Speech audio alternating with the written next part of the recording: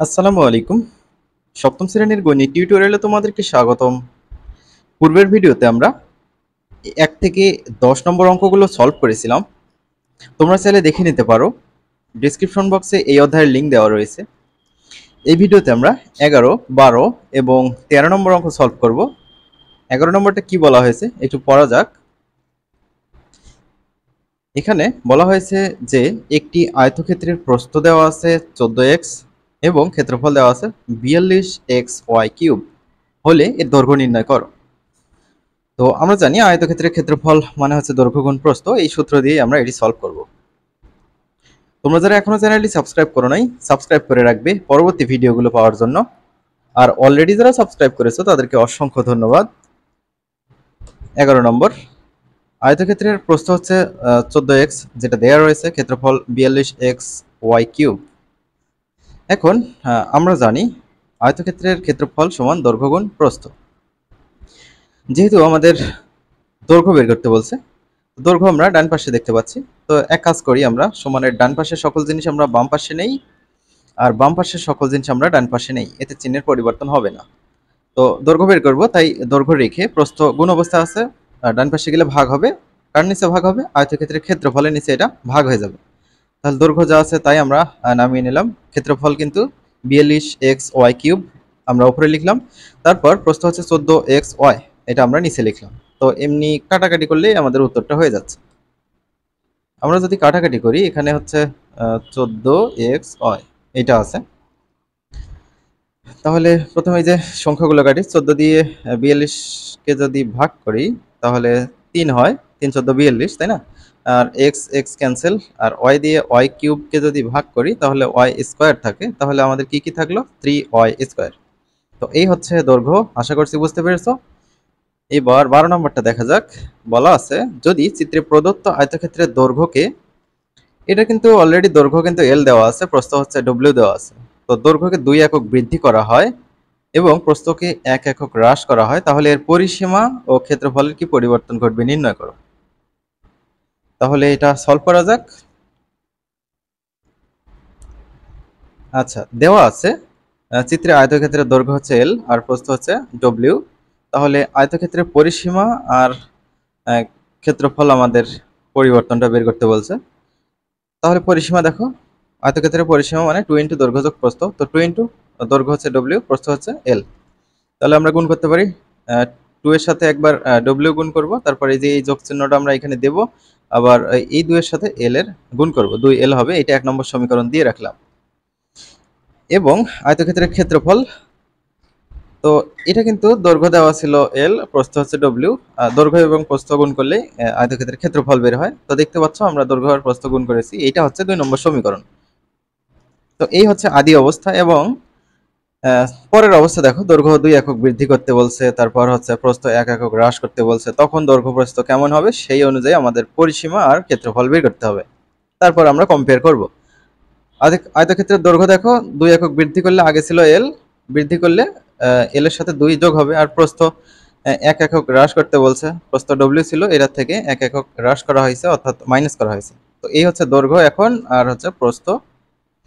তাহলে পরিসীমাটা দেখো, পরিসীমা মানে 2 ইন্টু দৈর্ঘ্য যোগ প্রস্থ। তো অনেকেই প্রশ্ন করতে পারে এখানে সেকেন্ড ব্র্যাকেট আবার ফার্স্ট ব্র্যাকেট এমন কেন? তো দেখো এখানে কিন্তু দুইটা জিনিস, দুইটা পদ একসাথে, তো এটা সেকেন্ড ব্র্যাকেট লাগবে এখানে শেষে, আর প্রথমে সেকেন্ড ব্র্যাকেট লাগবে, আর ভেতরে কিন্তু ফার্স্ট ব্র্যাকেট লাগবে। তাহলে 2 ঠিক আছে, এল প্লাস 2 যা আছে তাই, এই যে প্লাসটা জাস্ট আমরা এখানে লিখলাম, ব্র্যাকেট উঠিয়ে দেওয়া হয়েছে। যেহেতু ব্র্যাকেটের আগে প্লাস চিহ্ন, তাই ভিতরে চিহ্ন পরিবর্তন হবে না, যা আছে তাই। এখন 2 যা আছে তাই আমরা নামিয়েছি, এল নামিয়েছি, প্লাস ডাব্লিউ নামিয়েছি। তো দেখো 2 বিয়োগ 1 এটা করলে কিন্তু 1 হয়, তাই না? তাহলে এই 2 সবারই সাথেই গুণ আছে। 2 একবার এল এর সাথে গুণ করব, ডব্লিউ এর সাথে গুণ করব, 2 একবার 1 এর সাথে গুণ করব। তো 2l 2w 2 কে 2, এই হচ্ছে 3 নম্বর সমীকরণ। এবার আয়তক্ষেত্রের ক্ষেত্রফলটা কেমন হবে? দৈর্ঘ্য ছিল এটা, প্রস্থ ছিল এটা। তো ক্ষেত্রফল মানে দৈর্ঘ্য গুণ প্রস্থ।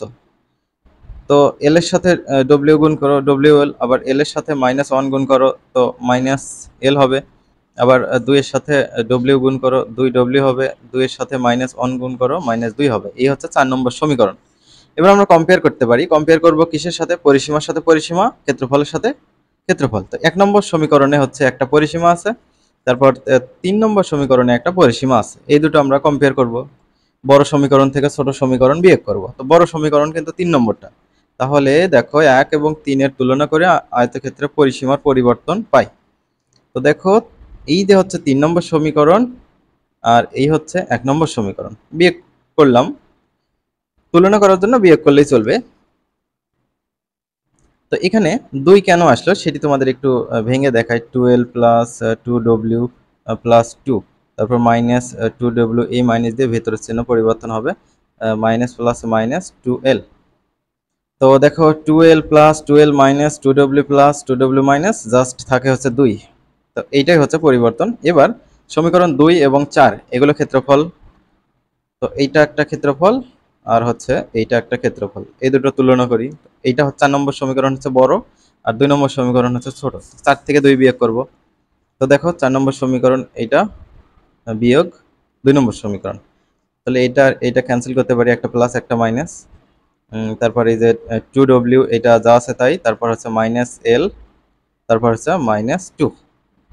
এটা একটা পরিবর্তন, এটা ক্ষেত্রফলের পরিবর্তন। তো আশা করছি এটা বুঝতে পেরেছো। এখন পরবর্তীতে দেখো 13 নম্বরটা, এখানে কি বলছে? যদি একটি আয়তক্ষেত্রের দৈর্ঘ্য এত মিটার হয়, ক্ষেত্রফল এত মিটার হয়, সেক্ষেত্রে প্রস্থ কত হবে? তো আগের মতোই আমরা সলভ করব। দৈর্ঘ্য দেওয়া আছে, ক্ষেত্রফল দেওয়া আছে, প্রস্থ বের করতে হবে। তো ক্ষেত্রফলকে দৈর্ঘ্য দিয়ে যদি ভাগ করা যায় তাহলেই ক্ষেত্রফল পাওয়া যায়, সরি কি পাওয়া যায়? প্রস্থ পাওয়া যায়। আচ্ছা, তাহলে যেটা দেওয়া আছে সেটা আমরা লিখেছি। দেওয়া আছে আয়তক্ষেত্রের দৈর্ঘ্য এত আর ক্ষেত্রফল এটা দেওয়া আছে। তো এটা আমরা উৎপাদকে বিশ্লেষণ করব। শেষে কিন্তু 12 আছে, 12কে এমনভাবে ভাঙাইতে হবে, দুটি সংখ্যার গুণ আকারে লিখতে হবে। ওই দুটো সংখ্যা যোগ অথবা বিয়োগ করে 7 মিলাইতে হবে, মাঝেরটা মিলাইতে হবে। তো 4 এর সাথে 3 গুণ করলে 3 4 12 হয়। ভালো, তাহলে 4 এর সাথে একটা x লাগিয়ে দাও, 3 এর সাথে একটা x লাগিয়ে দাও। এই হচ্ছে 4 আর 3 যোগ করলে 7। 7x এর বদলে আমরা কি লিখতে পারবো? 4x প্লাস 3x, সেটা আমরা এখানে লিখেছি। এখন আমরা এই জোড়া থেকে x কমন নিতে পারি, কমন নিলাম। কমন নিলে ভাগ করতে হবে, x দিয়ে x স্কয়ারকে ভাগ করলে x, x দিয়ে 4x কে ভাগ করলে x ক্যান্সেল হবে, শুধু 4 থাকবে। এই দুটোর মধ্যে 3 কমন যায়, 3 কমন নিলাম। নেওয়ার পর 3 দিয়ে যদি 3x কে ভাগ করো, 3 3 কাটে যাবে, শুধু থাকবে x। 3 দিয়ে 12 কে ভাগ করলে 3 4 12। তাহলে এই দুটোর মধ্যে এখন আমরা কমন নেব, এই দুটোর মধ্যে x প্লাস 4 কমন আছে। এখান থেকে x প্লাস 4 চলে গেলে থাকে হচ্ছে x, সেটা লিখছি। এখান থেকে x প্লাস 4 চলে গেলে প্লাস 3 থাকে। তো এত বর্গ মিটার। তো আমরা জানি আয়তক্ষেত্রের ক্ষেত্রফল মানে দৈর্ঘ্য গুণ প্রস্থ।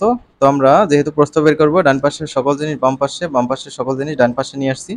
এতে চেনের পরিবর্তন হবে না। প্রস্থ বের করব, দৈর্ঘ্য ডান পাশে ভাগ করে দিয়েছি। ক্ষেত্রফল মানে আমরা যেটা পেলাম সেটা এই যে এটা x plus 4 into x plus 3, আর দৈর্ঘ্য হচ্ছে x প্লাস 4, সেটা দিয়ে আমরা ভাগ করলাম। তো এটা ক্যান্সেল হয়ে যায়, থাকে হচ্ছে x প্লাস 3। তো এই হচ্ছে প্রস্থ। আশা করছি এইটিও বুঝতে পেরেছো। ভিডিওটি ভালো লাগলে চ্যানেলটি সাবস্ক্রাইব করে রাখবে, যাতে পরবর্তী ভিডিওগুলোর নোটিফিকেশন তোমাদের ফোনে চলে যায়।